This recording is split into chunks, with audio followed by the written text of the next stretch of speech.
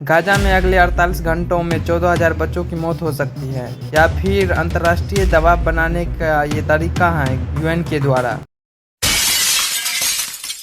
क्या गाजा में अगले 48 घंटों में 14,000 बच्चों की मौत हो सकती है? क्या यह बात सही है या फिर एक प्रोपेगेंडा है? मीडिया में एक रिपोर्ट इस समय बहुत वायरल हो रही है गाजा को लेकर, जो अगले 48 घंटों में गाजा के अंदर 14,000 बच्चों की जान जा सकती है। ये जो रिपोर्ट है, ये रिपोर्ट यूएन संयुक्त राष्ट्र के मानवतावादी प्रमुख टॉम फ्लेचर के द्वारा दिया गया रिपोर्ट है। क्या यह बात सही है या फिर एक प्रोपेगेंडा है? क्या संयुक्त राष्ट्र की यह चेतावनी सच्चाई पर आधारित है, और अगर है तो दुनिया क्या कर रही है? क्या 14,000 बच्चों को आंखों के सामने मरने दिया जाएगा, या फिर यूएन के रिपोर्ट के मुताबिक क्या इजराइल पर अंतर्राष्ट्रीय दबाव बनाने की तरीका है? दरअसल बात यह है, गाजा और इजराइल के बीच 7 अक्टूबर 2023 से दोबारा युद्ध शुरू होने का, जो पिछले कुछ समय से जारी है, जिसके कारण इजराइल ने पिछले 11 सप्ताहों से गाजा नाकेबंदी कर रखी है, जिसके कारण जरूरत की सामान, भोजन, पानी और दवाई जैसी सहायता की चीज गाजा के अंदर ट्रकों को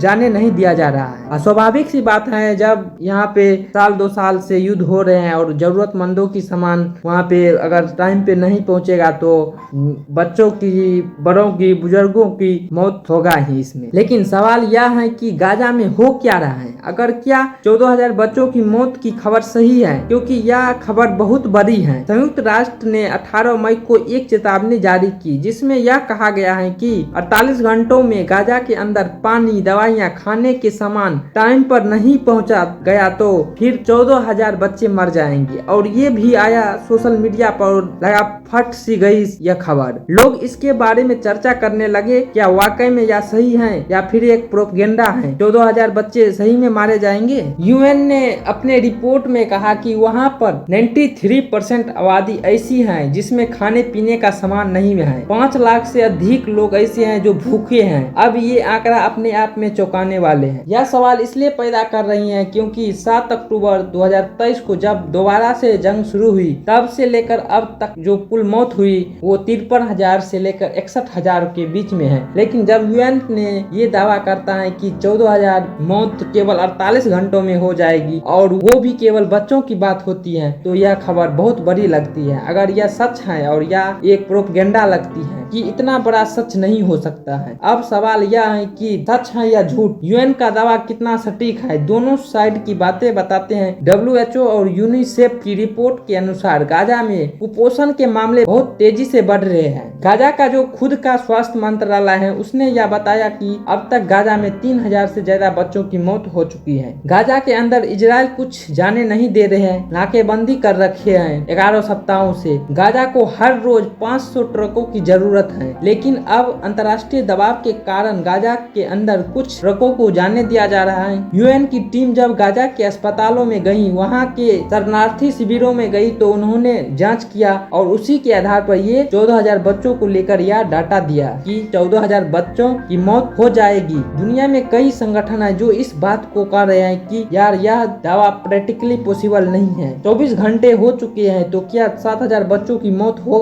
गई? ये असंभव जैसा है। कहा जा रहा है कि गाजा में स्थितियां भयावह है, वहाँ बच्चे खाने पीने के लिए तड़प रही है। अगर ये वीडियो आप लोगों को अच्छे लगे तो इसको लाइक और सब्सक्राइब जरूर करना और शेयर जरूर कर देना।